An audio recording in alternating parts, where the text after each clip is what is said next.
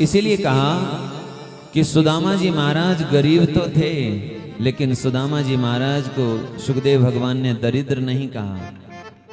सुशीला जी के आगे दरिद्र शब्द जरूर जोड़ा, क्योंकि दरिद्र कौन है? बोले जिसकी इच्छाएं तृष्णाएं मिटती नहीं है, वो दरिद्र है। वो दरिद्र गरीब भी हो सकता है, अमीर भी हो सकता है, राजा भी हो सकता है। कहते हैं एक राजा को, एक महात्मा को एक फूटी कौड़ी मिली। पहले के समय में कौड़ी होती थी, फूटी कौड़ी होती थी, पैसा होता था, ये सब एक। तो एक महात्मा को एक फूटी कौड़ी मिली, उन्होंने लेकर के अपने कमंडलू में रख दी। किसी ने कहा बाबा आप क्या करोगे इसका? आपको तो भोजन चाहिए, भिक्षा मिल जाती है, आप इसका क्या करोगे? उन्होंने कहा यदि मुझे कोई दरिद्र मिलेगा तो उसे दूंगा। बहुत दिन तक महात्मा भ्रमण करते रहे। एक दिन कहीं से होकर के रास्ते से जा रहे थे, घोड़े पर सवार होकर दो सेवक आ गए, कहने लगे महाराज किनारे होइए, किनारे होइए। क्यों? क्योंकि हमारे राजा साहब आ रहे हैं। कहाँ जा रहे हैं? ये बगल के राजा जो है ना, ये कमजोर पड़ गए हैं, इनको हराकर इनका धन अपने तिजोरी में मिलाएंगे।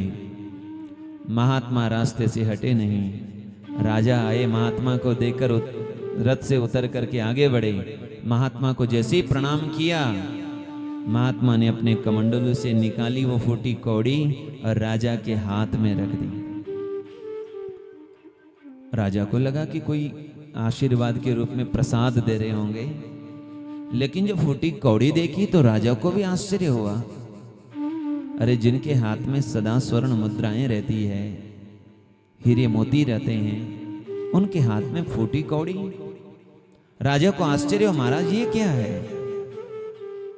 महात्मा ने कहा एक बार जब मुझे यह मिला था, किसी ने मुझे पूछा था कि आप किसको दोगे, क्या करोगे इसका? मैंने कहा था कि यदि मुझे कोई दरिद्र मिलेगा तो मैं उसे दूंगा।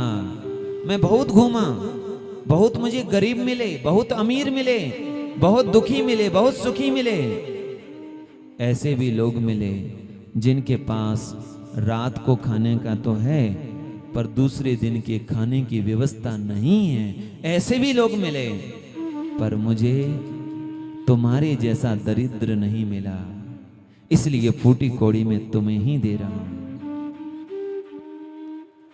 राजा ने पूछा महाराज ये दरिद्र कौन होता है?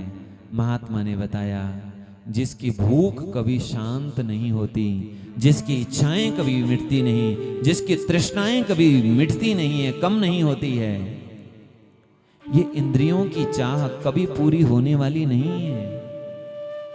प्राय सुनाता हूं और मुझे अच्छा लगता है, उस पर विचार जरूर करना चाहिए।